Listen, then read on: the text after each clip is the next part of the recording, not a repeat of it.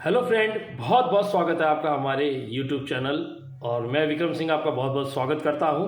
और आज इस वीडियो में जो टॉपिक है वो है आपके लिए एक एसी पीसीबी के बारे में, बेसिक जानकारी के बारे में। यानी जो भाई हमारे एसी फील्ड में जो मैकेनिकल से पीसीबी रिपेयरिंग में आना चाहते हैं, उनके लिए ये वीडियो शुरुआत ही बहुत मदद करने वाला है। यहाँ पे हमारे पास एक एसी का स्प्लिट एसी का पीसीबी है। आज हम इस पीसीबी में आपको जो सेक्शन है टोटली वो सारे समझाएंगे। पीसीबी में कहाँ कौन सा सेक्शन होता है उसके बारे में बात करेंगे। पीसीबी के अंदर कौन सा आईसी किस पर्पस के लिए दिया है, वो क्या काम आता है उसके बारे में बात करेंगे। और यहाँ पे कौन सा कनेक्टर किस लिए दिया है, कैसे पता करें, उसके बारे में हम बात करेंगे। तो ये वीडियो आप सभी के लिए बहुत फ़ायदेमंद होने वाला है। और इससे पहले अगर आपने अभी तक हमारा चैनल सब्सक्राइब नहीं किया है तो हमारा चैनल ज़रूर सब्सक्राइब कर ले, ताकि आपको इसी ही चैनल पर एक स्टेप बाय स्टेप जो एसी पीसीबी का कॉन्सेप्ट है वो मिलता रहेगा और आपको समझ आता रहेगा। मैं आपको हर रोज़ एक नया वीडियो इस चैनल पर दूंगा जिससे कि आपको एसी पीसीबी सीखने में आसानी हो। तो चलिए फ्रेंड, शुरू करते हैं। सबसे पहले इस पीसीबी के बारे में सबसे पहले बात करते हैं। यह पीसीबी एक स्प्लिट एसी का पीसीबी है। इस पीसीबी की अगर बात करें तो इस पीसीबी के अंदर आप देख सकते हैं, आपको यहाँ कहाँ क्या लगा है वो मैं सबसे पहले आपको इंट्रोडक्शन कराता हूँ।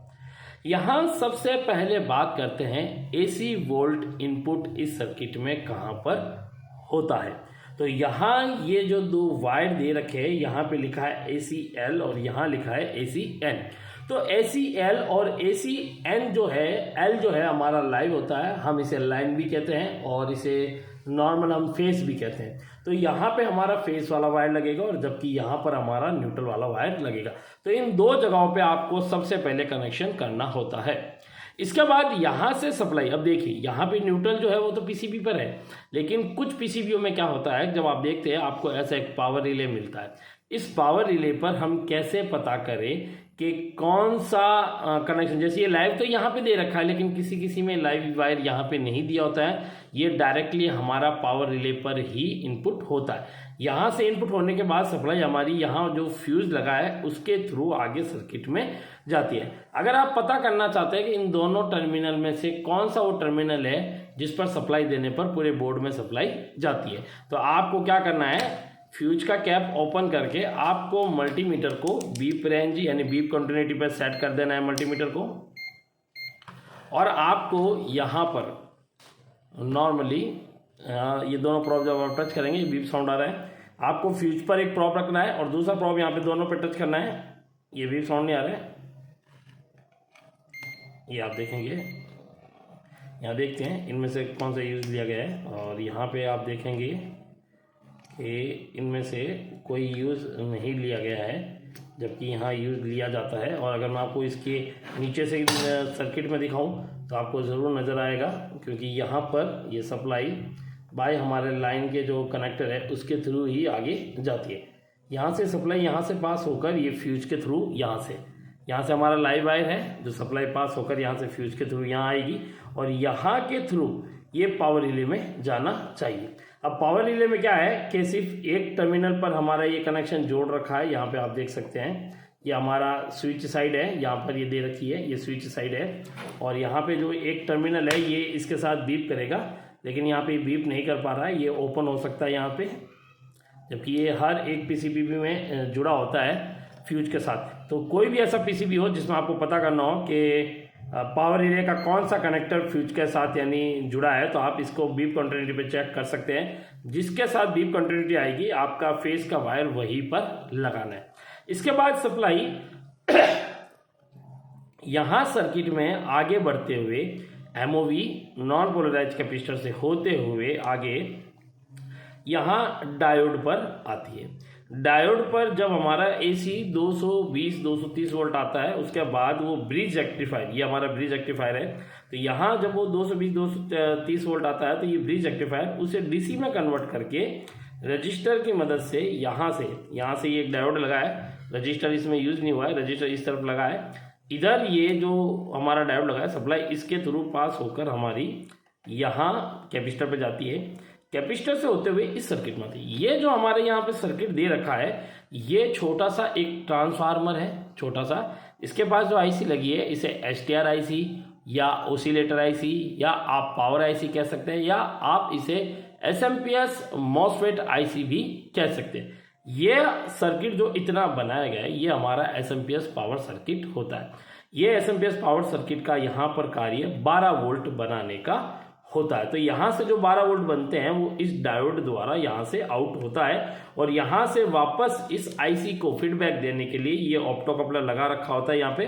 तो ये ऑप्टोकपलर यहाँ क्या करता है, फीडबैक देता है। लेकिन यहाँ पर कुछ सर्किट ऐसे भी आते हैं जिनमें ऑप्टोकपलर का उपयोग फीडबैक के लिए नहीं किया जाता।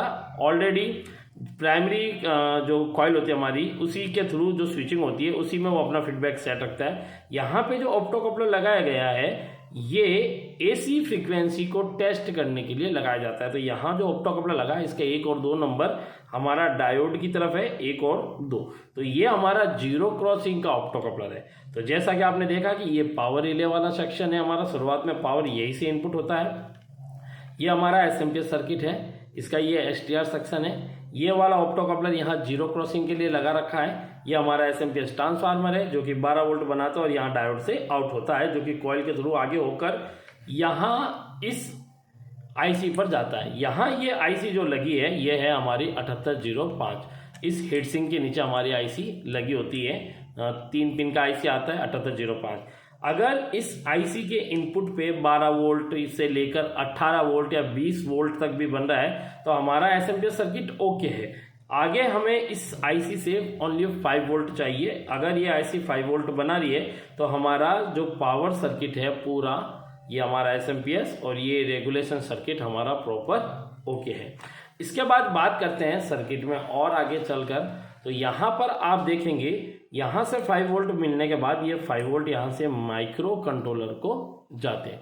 ये इस सर्किट का माइक्रो कंट्रोलर आईसी है जो कि 32 पिंस का है, यानी 32 पिन का होता है। ये एक तरफ 16 पिन होती है और एक तरफ 16 पिन होती है। 32 पिन का हमारा कंट्रोलर है। उसके अलावा यहाँ पे बजर लगा है। बजर को और बाकी चीज़ों को ऑन करने के लिए इनका ट्रांजिस्टर का भी उपयोग आता है। यहाँ पर जो ये आईसी आप देख रहे हैं, मैं आपको ये दिखाता हूँ थोड़ा यहाँ पे जूम करके। ये आईसी जो यहाँ पर आप देख रहे हैं, ये वाला आईसी यहाँ पर ये जो लगा है आईसी, बिल्कुल ये आपको 8 पिन का नज़र आ रहा है। ये वाला जो आईसी लगा है, ये ईपीपी रोम है, यानी हमारा जो मेमोरी आईसी होती है, यानी इस कंट्रोलर और पीसीबी की जो वर्किंग प्रोसेस का जो सॉफ्टवेयर होता है, खास करके कंट्रोलर के जो लॉजिक सर्किट के लिए जो सॉफ्टवेयर होता है, वो इस आईसी के अंदर डाला जाता है। ये 8 पिन का आईसी होता है और इसका नंबर हमेशा 24 से शुरू होता है, यानी 24C02, 24C04, 24C08 या CL016, ऐसे अलग अलग नंबर, लेकिन स्टार्टअप 16 से ही, हमेशा चॉइस से ही होता है। तो चॉइस से हमारे ये लगा, ये हमारा ईपीपी रोम है। इसके बाद यहाँ पे आप एक आईसी देख सकते हैं। यहाँ पे ये जो आपको दिख रहा है एक ट्रांजिस्टर की तरह नज़र आ रहा है, आप इसे थोड़ा देख सकते हैं और इजीली आपको ये दिख रहा होगा। ये वाला, ये आप देखिए पास में लिखा है U7। U का अर्थ होता है आईसी, जबकि यहाँ पे भी ये लगा है लेकिन यहाँ पे Q लिखा है। ठीक है, तो Q जो होता है वो ट्रांजिस्टर को यहाँ पर परिभाषित करता है, यानी उसको शो करता है, दिखाता है। और जबकि यहाँ पर जो हमारा ये लगा है, ये U है, U आईसी को परिभाषित करता है। तो ये एक आईसी है। तो ये आईसी कौन सी है? यह है वोल्टेज डिटेक्टर आईसी।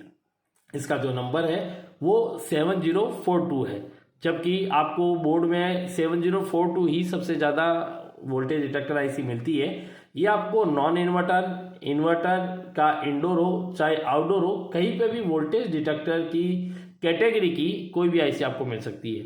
ये 2 टाइप के ही नंबर की मैक्सिमम यूज़ की जाती है, 7042, 7045। तो ये आईसी हमारी वोल्टेज डिटेक्टर है। इसके बाद अगर बात करें, ये हमारे जो कनेक्टर दे रखे हैं, यहाँ पे ये 2 पिन, यहाँ पे ये 2 पिन दे रखी है।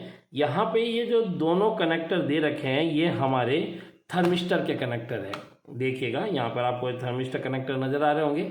ये जो थर्मिस्टर कनेक्टर यहाँ पे दिया है, ये टेम्परेचर सेंसर है हमारे। एक टेम्परेचर सेंसर हमारा जो कि कॉइल सेंसर होता है। ये आप देख सकते हैं, जो ये मेटल का जो बना होता है, जिसमें ये मेटल की बॉडी होती है, ये हमारा कॉइल का सेंसर होता है, जो कि फ्रीजर सेंसर भी कहलाता है।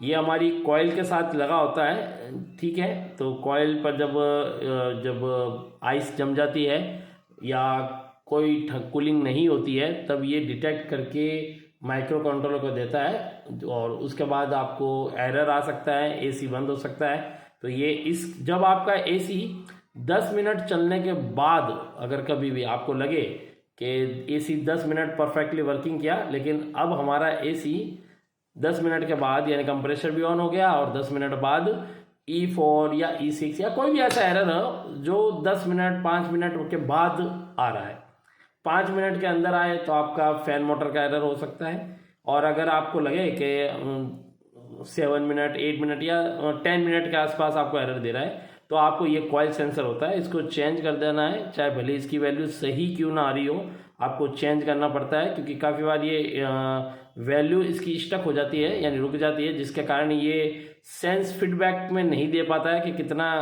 मतलब कूलिंग हुई है या नहीं हुई है। उसके अलावा ये हमारा रूम सेंसर है, आप देख सकते हैं। रूम सेंसर की बड़ी अच्छी पहचान होती है। रूम सेंसर हमेशा आपको जैसे प्लास्टिक बॉडी में पैकिंग में ऐसे नज़र आता है, और जो फ्रीजर है वो हमेशा मेटल में होता है। तो ये हमारा रूम सेंसर है। Room sensor maximum PCBR 10 kilo ohm का यूज़ करती है, और फ्रीजर सेंसर जो यूज़ करती है वो भी 10 किलो ओम का यूज़ करती है, लेकिन कुछ कंपनियां 5 किलो ओम के भी लगाती है। तो यहाँ पे ये हमारा रूम सेंसर है।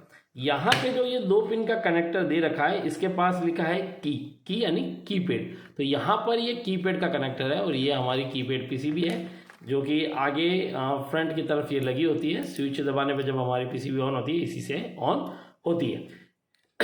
ये कभी अगर दबाने पर PCB ऑन ना हो तो आप क्या कीजिए, एक ट्वीज़र की मदद से इसके दोनों टर्मिनल, जो आप देख सकते हैं इधर के 2 टर्मिनल आपस में जुड़ा, इधर के 2, तो दोनों यहाँ पे है ना, इन दोनों को आपस में क्या करना है, शॉर्ट करना है। शॉर्ट करने पर PCB अगर ऑन हो रही है तो ये स्विच खराब होता है, आपको सिर्फ स्विच बदल देना है। इसके बाद यहाँ पर आप देखेंगे आपको 6 पिन का कनेक्टर नज़र आ रहा है। ज़्यादातर PCB में जो 6 पिन का कनेक्टर यूज़ किया जाता है स्प्लिट AC में, वो डिस्प्ले के लिए बना होता है। आप इसका ये डिस्प्ले देख सकते हैं, ये डिस्प्ले लगा है, और ये यहाँ पे 6 पिन का कनेक्टर है। ये डिस्प्ले के लिए कनेक्टर होता है। कभी भी अगर आपको लगे कि डिस्प्ले हाफ आ रहा है या उसमें फ्लक्चुएशन हो रहा है, डिस्प्ले प्रॉपर नहीं आ रहा, नंबर कटे हुए आ रहे हैं, और AC प्रॉपर काम कर रहा है, तो आपको ये वाला कनेक्टर जो दिया होता है, इसको क्या करना है, ओपन करना है। यहाँ ये लॉक होते हैं, इनको दबा के जब आप दबाएंगे तो ये इजीली क्या हो जाएगा, ओपन हो जाएगा। इसको ओपन करने के बाद आपको इसके अंदर ये देखिए, यहाँ पे ये लॉक है, इसको ओपन करेंगे, जैसे आप इसको ये दबाएंगे लॉक हो जाएगा। आपको यहाँ ये दबाकर, इसको दबाकर आपको ये बाहर निकालना है। इन पिनों को क्लियर करना पड़ता है, काफ़ी बार इसमें मॉइस्चर जम जाता है, तो इनके मॉइस्चर जमने से डिस्प्ले हाफ कटा हुआ या प्रॉपर डिस्प्ले नहीं आता है। तो हमें उनको प्रॉपरली साफ़ करके जब हम WD-40 या थिनर या IP का इस्तेमाल करेंगे तो क्लियर करेंगे, तो ये अच्छा क्लियर हो जाएगा। आप पेट्रोल का भी इस्तेमाल कर सकते हैं, तो डिस्प्ले का आपका 99% ओके होने का चांस रहता है। तो आपको काफ़ी बार होता है कि ठीक कराने पे पैसे भी देने पड़ते हैं, तो आप खुद भी ये चीज़ क्लियर कर सकते हैं। इसके बाद आप देखिए यहाँ पर एक 3 पिन का कनेक्टर है, एक 5 पिन का कनेक्टर और एक 5 पिन का यहाँ पे है। तो यहाँ पे ये 5 पिन का और ये 5 पिन का जो दे रखा हमारा, ये 5 पिन का हमेशा स्प्लिट AC में जो 5 पिन का कनेक्टर होता है वो स्विंग मोटर के लिए दिया होता है। जो हमारी ब्लेड होती है, जिसे हम स्विंग ब्लेड कहते हैं, उसके लिए जो मोटर लगता है उसके लिए ये कनेक्टर दोनों दिए हैं। यहाँ पर एक 3 पिन का कनेक्टर दिया है, मैं अभी भी इसके बारे में आपको इसके बारे में इंट्रोडक्शन दूंगा। इसके अलावा आप देखेंगे तो यहाँ पर आपको अलग अलग IC लगी है, 2003 लगी है, और यहाँ पे आपको जो IC लगा है ये एक 2003 लगी है, और एक हमारी यहाँ पे लगी है 74HC164 या 8D है, थोड़ा नंबर क्लियर नहीं दिख रहा है, 164D या 168D है। ये हमारी एक शिफ्ट रजिस्टर IC होती है, ये वाली जो 2003 नंबर की है, ये तो हमारी बाइपोलर लीनियर IC है। इसे हम ट्रांजिस्टर एरे IC भी कहते हैं। ये हमारा 2003 IC है, ठीक है। ये वाला 2003 है और ये वाला 2003 है। ये हमारा बाइपोलर लीनियर IC है। इसे ट्रांजिस्टर एरे भी कहते हैं। इसका काम होता है रिले या बजर, इनको नेगेटिव जो ग्राउंड होता है वो देना होता है। ये रिले ऑन करने के लिए यूज़ की जाती है। इसके अलावा डिस्प्ले ड्राइव के लिए भी ये काम आती है। यहाँ पर जो दे रखी है बाइपोलर, ये रिले ऑन करने के लिए है, जबकि यहाँ पर एक ये जो आईसी दे रखी है हमारी 74HC16AD या 164D, और यहाँ पे 2003 हमारी आईसी दे रखी है।